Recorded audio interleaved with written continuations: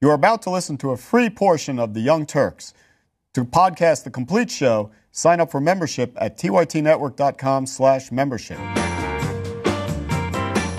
Welcome back to the first hour of The Young Turks with me, John Adirola, and Jimmy Dore of The Jimmy Dore Show. YouTube and books by Jimmy Dore. Podcasts by Jimmy Dore. Comedy specials by Jimmy Dore. There you go. Available at Hulu.com. I quoted your Hulu special on an episode of the show recently. Isn't that nice? Yes. Thank you very much. It was about taking minimum wage workers down a peg. Oh, yeah. Thank you. It was about the douchebag who was cussing out the Uber driver for being a minimum wage. Yeah, did you hear that? F-word. Yeah, the college kid who was going, "You stupid." Isn't that weird that people, you have disdain for people poorer than you? Who work. Because you were given a job at your father's real estate development company.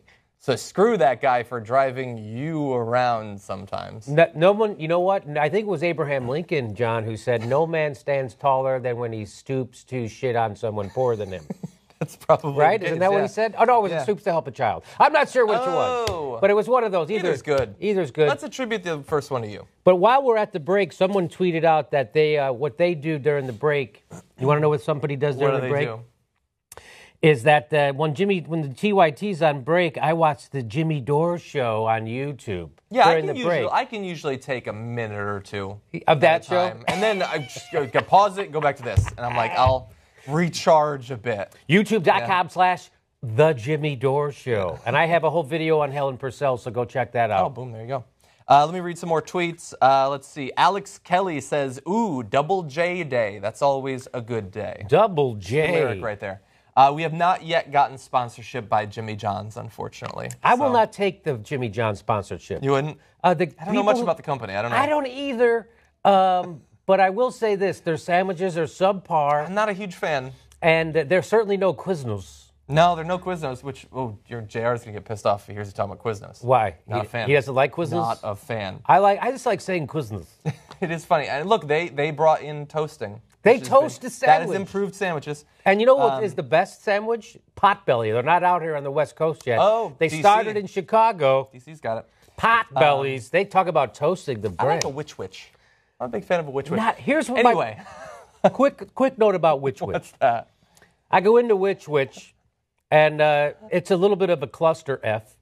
Mm-hmm. And I just want to get a Reuben sandwich, right? So I go up to the counter. I wait in line to get up to the counter. I've heard this, I think. And I say to the guy, I go, "Hey, do you guys make Reuben sandwiches?" He says, "Sure we do." I go, "Can you make me one?"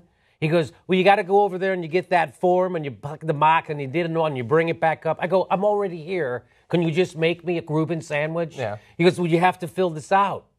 Like, I have to fucking fill out a form to order a goddamn sandwich. Just make me the sandwich. So finally, somehow, they make me the Reuben sandwich.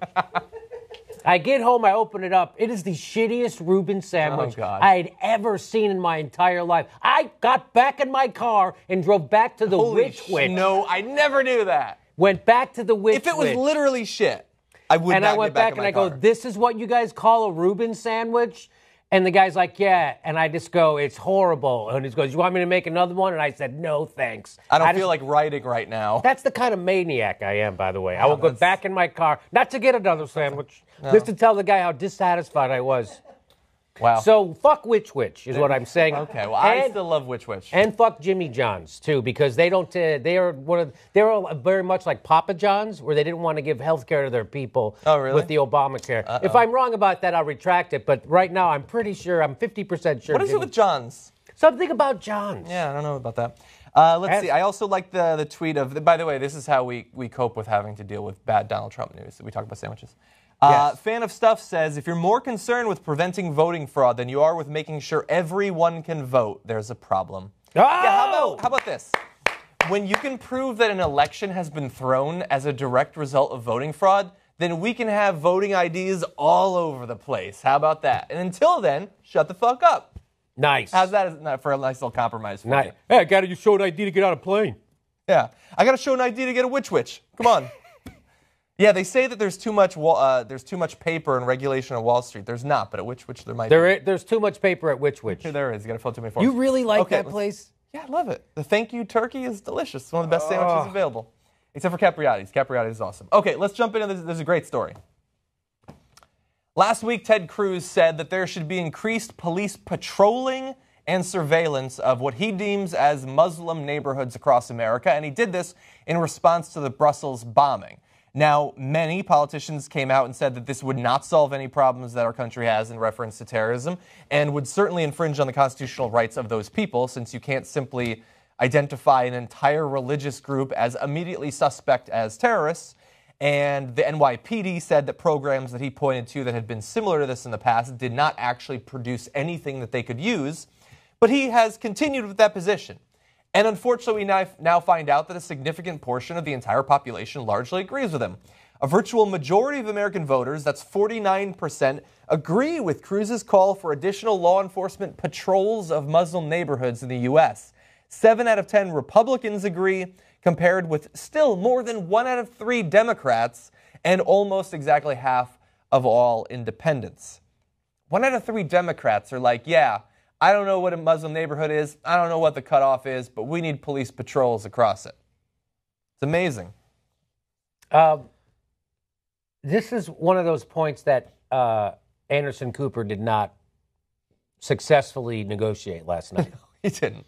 He negotiated his contract well, not many of the points. No. So you're saying we should, based on people's religion, should have special policing.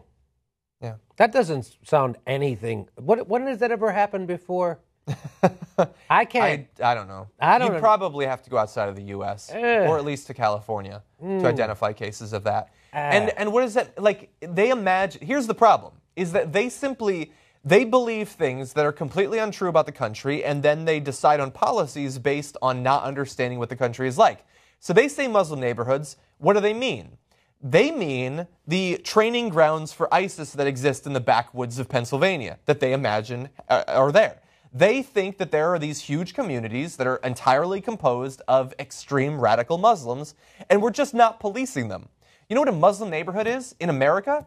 It's probably a neighborhood that has like 5% Muslims, or maybe 10% Muslims, because it's a small minority in this country.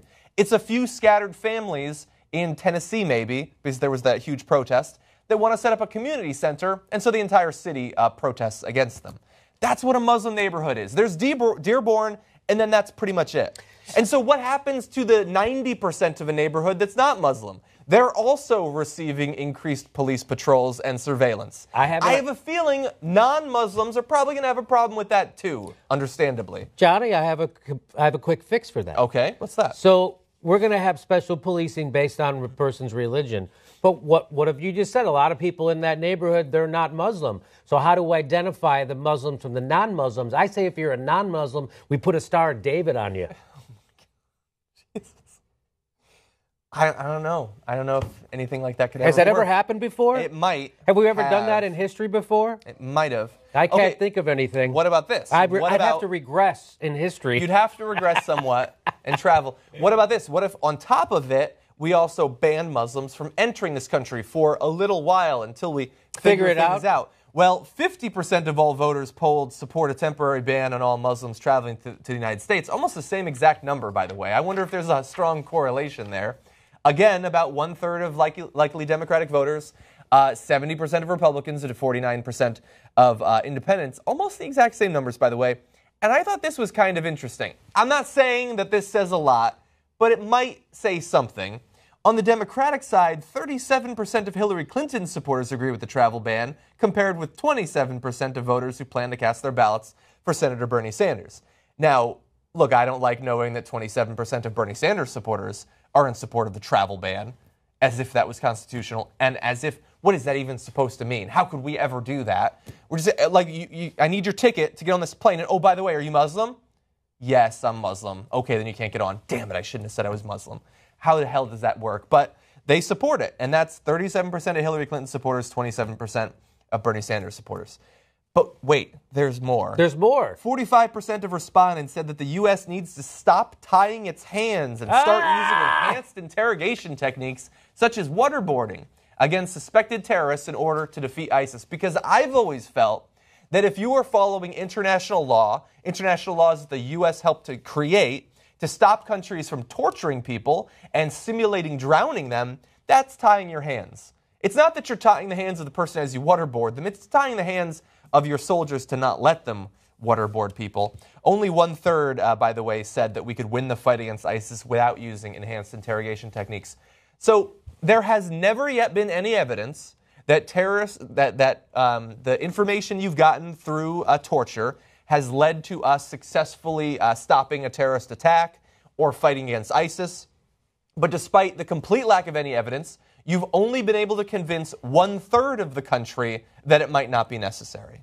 It's an amazing country that we live in today. It's nice that we've normalized racism, xenophobia, and now we normalized war crimes and torture and illegal war. Enhanced interrogation. People are still screaming about, Islamism, which it also is a problem, but no one seems to be screaming about, Western imperialism. Again, it's that here we are, and we've normalized war crimes, but we have to be afraid of the Muslims because they're a special kind of sick where they like violence. And what we'll do to combat their sick violence, we're going to use a little, sick violence. Yeah. But when we do it, it's okay. But when they do it, it's horrible. But when we do it, we're doing it for Jesus. But when they do it, they're doing it for Allah, and that's fucked up. And that's what makes them horrible animals. When they torture for the wrong God. You're supposed to torture for our God.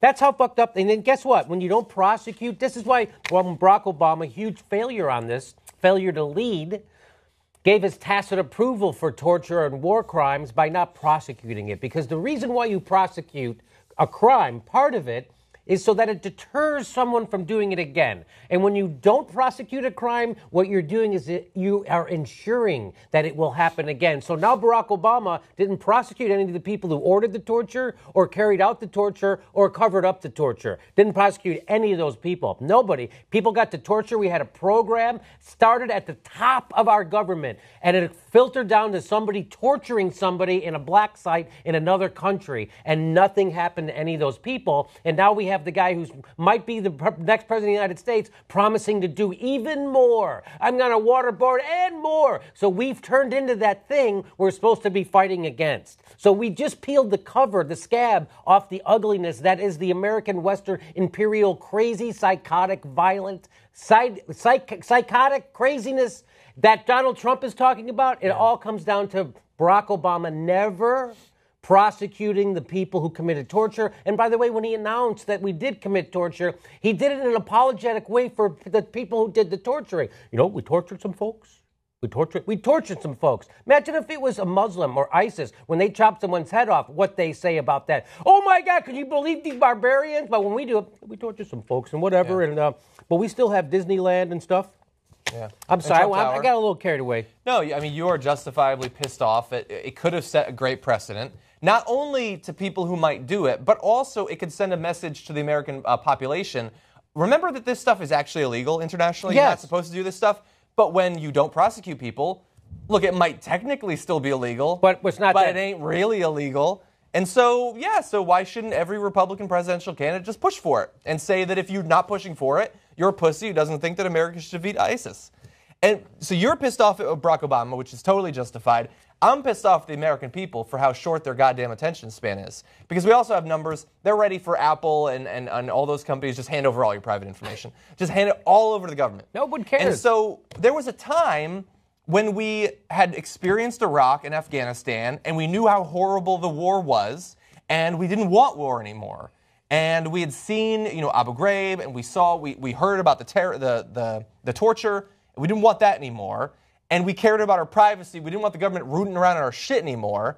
But then a couple of years go by, and then a couple of places get bombed, and then maybe we'll go back to war. Maybe we'll send ground troops to Syria, and maybe we'll let them back into your smartphone or into your phone at home. They can check out your emails. Who cares? Maybe they can torture a few people. They'll never get any information. Most of those people will never have actually been involved in terrorism in any way. But who cares? It's been a while since we've had a war, so why don't we do it again? Americans are this is crazy, and this apparently makes me a crazy person to say. Americans are too fucking scared of terrorism. Terrorism is a problem. Terrorism kills people. Every terrorist act is a tragedy. People are too fucking scared of it. And they're not scared enough, by the way, of things that are actually threatening America, threatening humanity. The way that our economy is rigged, the way that the country is rigged, the way our elections are rigged, you should be fucking scared about that. You should be scared about climate change. You should be scared about antibiotic-resistant diseases. You should be scared about the real threats to our fucking species and our country. But one bomb, fuck it, Obama should come back from Cuba. He should, no other government action. He should be back here immediately, shut down the presidency, shut down the country. That's what we should elect our presidents on, because in another country there was a bombing. There were other bombings, by the way, that we don't even care about. We don't know about. It happens in Kenya, we don't care. It happens in Pakistan, we don't care. It happens in Iraq, we don't care. But what happens in Europe, and we're scared for the rest of our lives. And Americans are supposed to be smarter than that. And this is another extension of not prosecuting war crimes and torture, is that now, so what that says is, hey, those things are kind of wrong, but it's the fucking Muslims, man. What do you think? First of all, A, who cares? Second, they got it coming. And third, we got to beat them because they're crazier than us. And when we don't prosecute those people who tortured, this is what happens. You get, we're going to have special police. The guy who has a good shot of being our next president says we're going to police one certain religion's neighborhoods. And that's because, we torture them. We're allowed to torture them. And that's given the tacit approval of the government, which it was giving. Yeah. I mean, it was invented by the last administration. The current government approved of it by not prosecuting it. Yeah. Talk about weak liberals. Yeah. The goddamn Republicans will impeach a president for a frickin' BJ he got in the Oval Office. Barack Obama will not prosecute a goddamn war crime when they brag about it on Sunday TV. Yeah. I'm not going to rant about it anymore. I'm not saying that you can't be scared and you can't feel bad for the people. You should. You obviously should. But humans are just fundamentally unable to understand how great or small a threat is, how likely it is to ever impact their life. It is a scary thing when one of these things happen. But, I mean, Google things that are more likely to kill you than terrorism. And almost everything you can think of is on that list. You're more likely to die while swimming at a party. You're more likely to die fishing, falling off a ladder, choking on a peanut. Almost everything you do throughout the day has a greater chance of influencing you or someone you love. And we don't fundamentally restructure our values and our government based on peanut choking or ladder falling off of. We don't do that. This is why you're supposed to have values. This is why we have a constitution. This is why our culture is supposed to have values that we believe in. As Jon Stewart pointed out years ago when we were talking about this torture thing, when they go, we're against torture and we're against war crimes, but in certain situations, no, either you have a value that you stick to when it's hard to stick to it, and if you don't stick to it when it's hard, then that's not a value. What that is a hobby. Yeah. Did he say that or did you say that? Jon Stewart said that. Okay, well, that was well said. And well quoted as well. Okay, let's turn to some good news. We don't often have a lot of good news on this program, but today we do. The death of Antonin Scalia might have inadvertently had some very good ramifications for American unions. Yes. Now, you're not supposed to talk about the good things that result from someone dying, but this is simply a fact that one of the greatest legal challenges to the continued future and political impact of American unions very well might have died when he died. And so what we're talking about is the case Fredericks versus California Teachers Association, which anti-union forces had seen as the greatest way to handicap the ability of unions to influence, the work that the unions do, but more especially their ability to lobby and be effective politically by taking away their main source of funding, which is member dues. So understand that unions are required by law to bargain on behalf of every worker in a unionized shop. This is current law, even if those workers opt not to join the union. As such, non-members receive the same higher wages. One study found that workers in unionized shops enjoy a wage premium of nearly 12%, and the benefits enjoyed by their coworkers who belong to the union.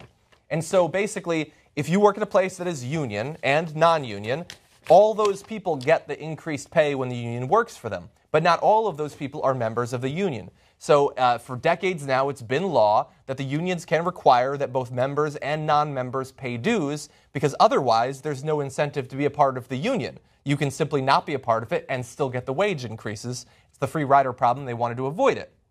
So absent something else, this arrangement would create that free rider problem, because individual workers would have little incentive to actually join the union if they knew that they get all the benefits of unionizing, regardless of whether they reimburse the union for its costs. And the point of this is so that eventually unions risk becoming starved for funds and collapsing, causing the workers once represented by a union to lose the benefits of collective bargaining.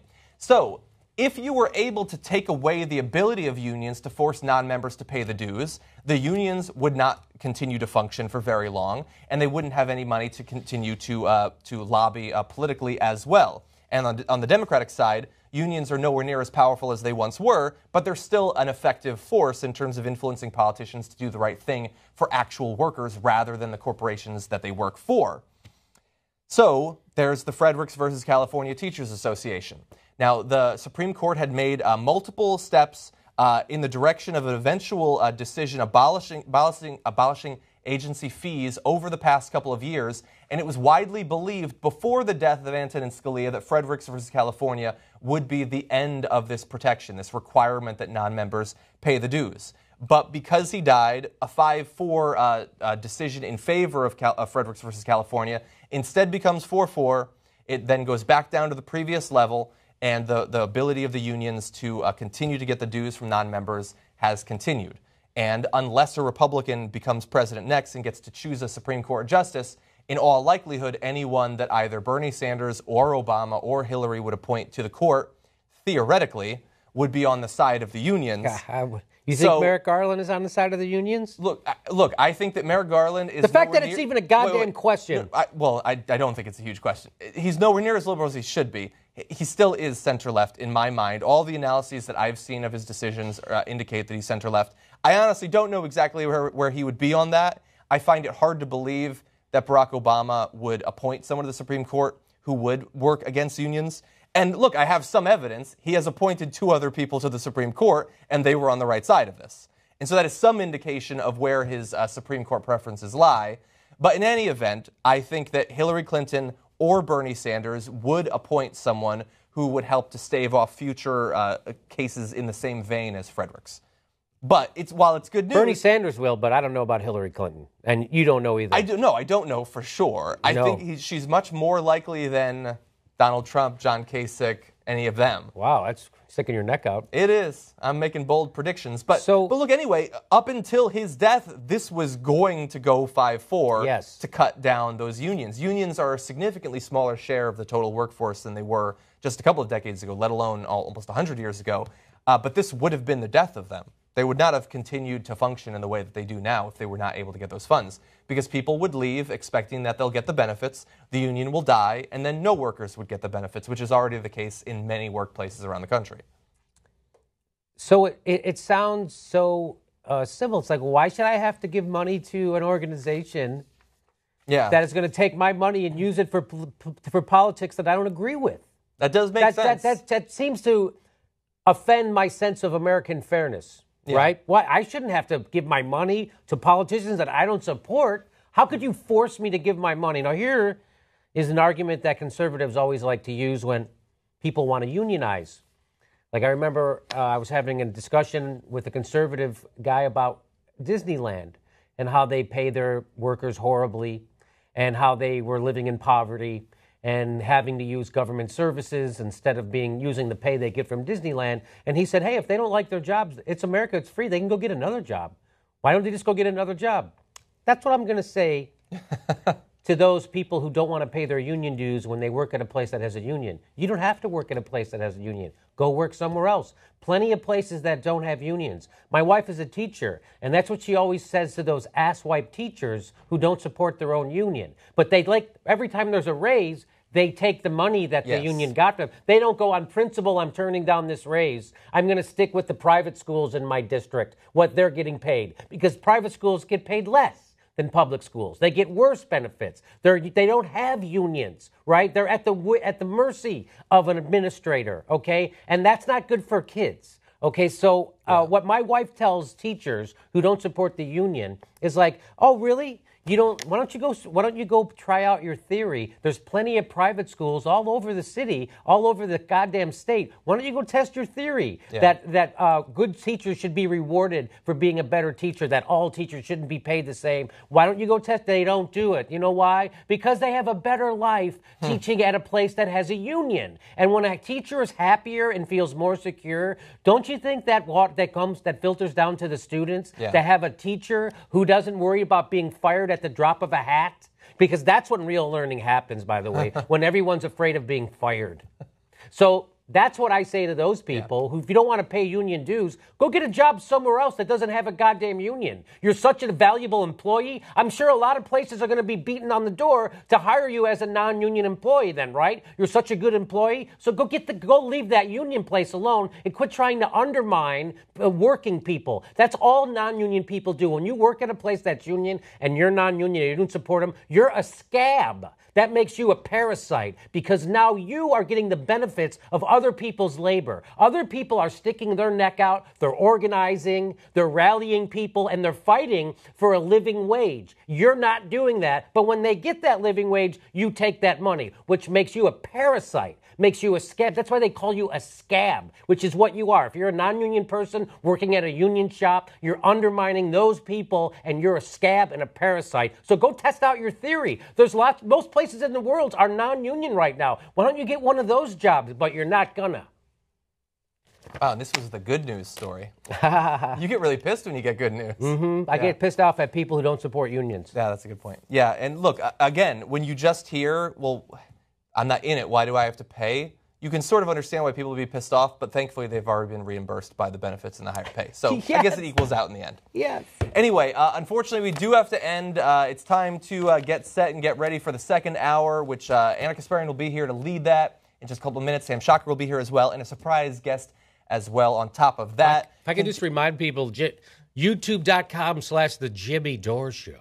Go check it out in the break. There you go. I mean, I've been looking at the increases in subscribers. I think they've already checked it out. I think they have. But they should if they haven't. You have a couple of minutes. As I've said, you can tolerate it for a couple of minutes. So go there during the break and check out Jimmy. It'll be hilarious. I also want to recognize, before we go with this first hour, to the members who support us a little bit more each month and receive the benefits therein, including the post-game shows. I shot one with Anna about there were some stories about what goes on in locker rooms. Pretty interesting. You're going to want to see that. What goes on in girls' locker rooms? I always wanted to know. She has a story about being recognized while nude.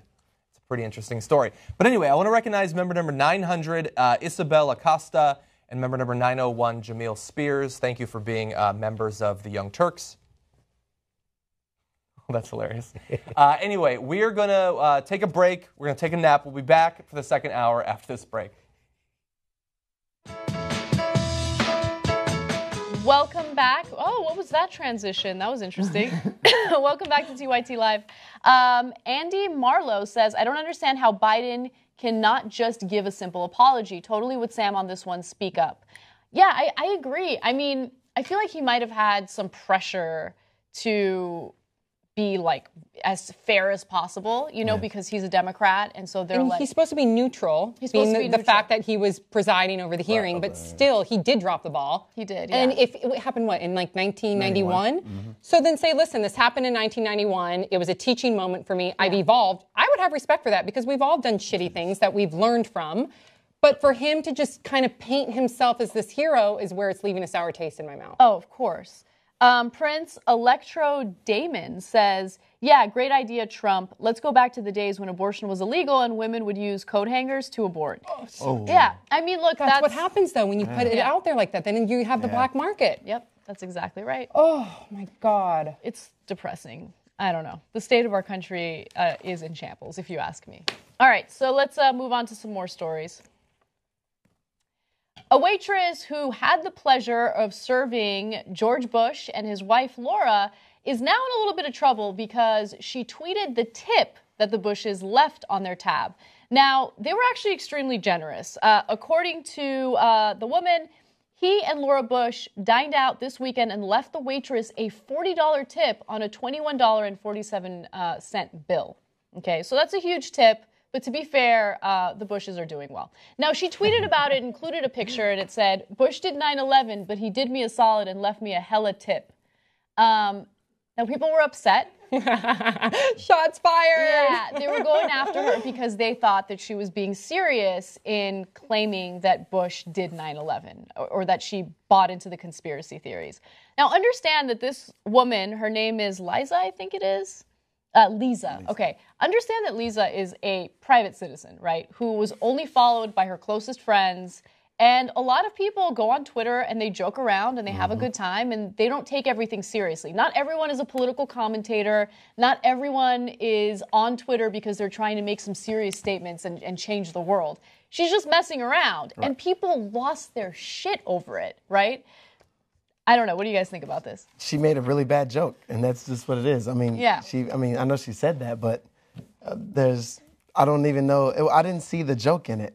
By the way, does anyone know what hella means? I do, but I just want to make sure. Yeah, because I'm from NorCal. Okay, People, so Santa Cruz I've heard hella, but a lot of people. So obviously she was trying to be cool and funny in the same context, but it just, I mean, she completely missed that one. Look, I don't blame people for raising some red flags once they see it, because obviously you can't really portray sarcasm on social media, especially if you're dealing with someone that you've never met in person and you don't know what their humor's like.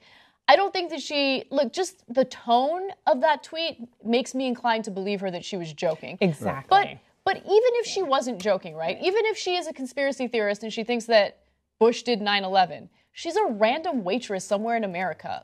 Who cares? Is that something worth getting riled up about? Some people were mean. I was reading the comments and I was like, whoa. And I get it. We do have to be aware that, what we put out there can very much go viral and it is public. But I agree with you, Anna, where the vast majority of people, they don't need to worry about that. It's a very slim chance that if you're followed by a few people, that your tweet is going to go viral. But I will say, I love that they gave her a 200%, as a former waitress and a former busser, they gave her like a 200% tip. So can we also, I don't like George Bush, but I give him credit for that. But can we also speak on the fact that, 9/11 was 15 years ago, and I guarantee you she was at least 2 or 3 years old. Yeah, it's a good point. Look how old this girl looks in this picture. She wasn't even around to even comprehend what was really going on. She was trying to be funny. Yeah, she was trying to be funny and completely missed it, just to her friends, Look, one of the things that I regret in my job, from years ago, is when someone tweets something and then you get caught up in the outrage machine, right? It's the same in text messaging too.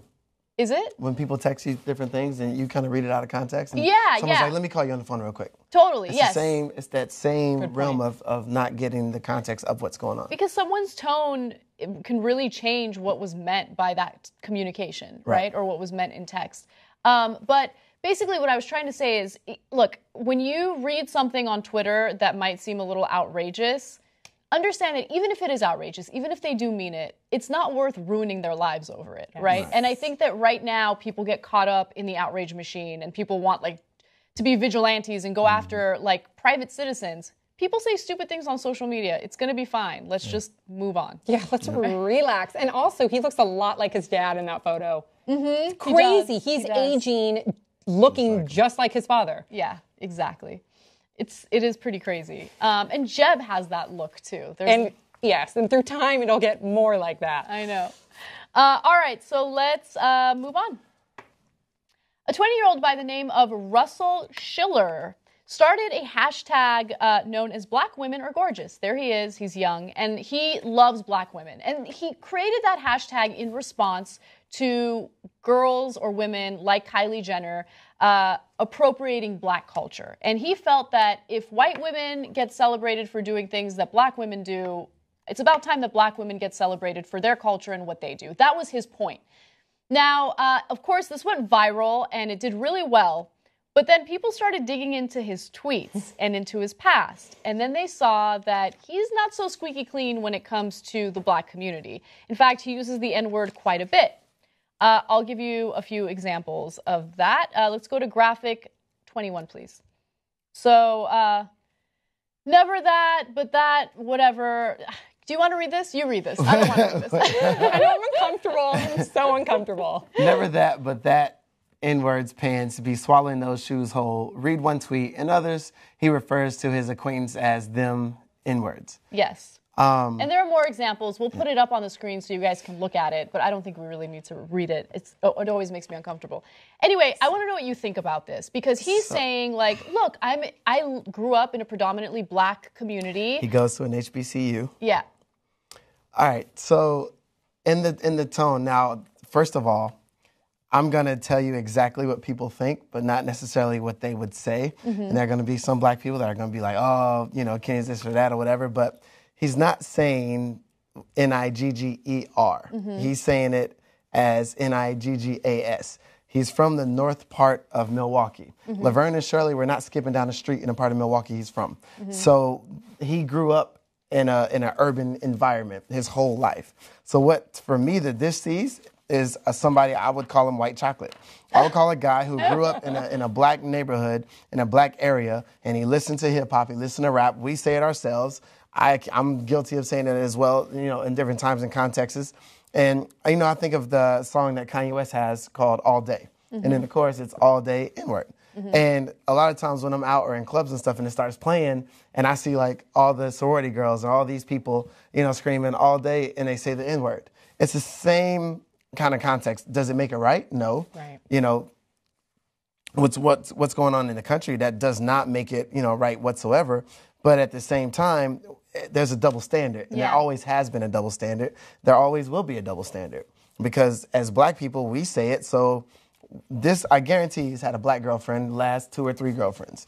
He's at it. There's not too many white people at HBCUs.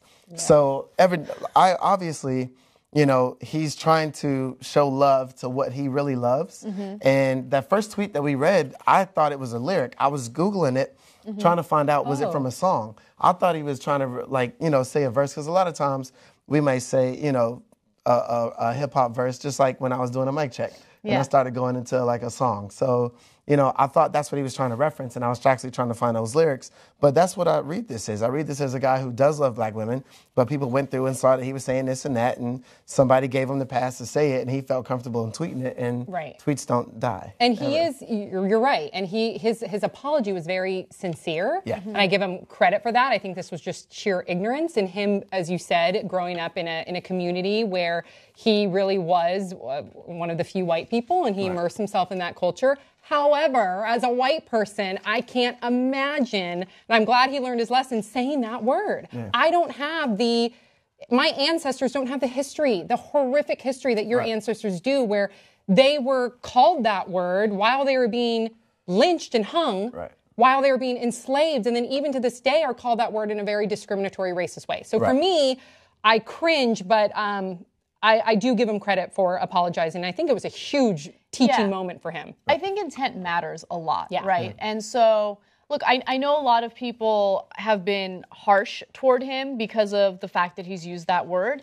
And you got to look into his intent. So does he dislike the black community? Is he fighting for discrimination? No, he's fighting for equality. He's trying to bring awareness to the issue of how beautiful black women are and how little they're respected by today's society and today's culture. And I think that's an important issue to bring up. But with that said, and I know people are going to get on me for this, and you can criticize me for it as well. I think it'll be good.